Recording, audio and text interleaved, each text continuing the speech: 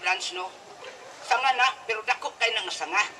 Basta ang ilang baruganan, origin, punuan. Mugi una, ang pangutanay kado.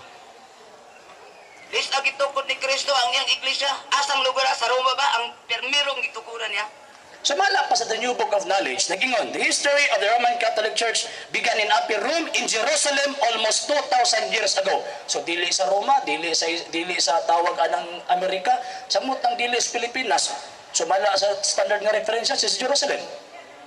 Okay, kung sa Jerusalem, sa unsang pag-agi, kung unsay gamay istorya, anong nabot na sa Roma?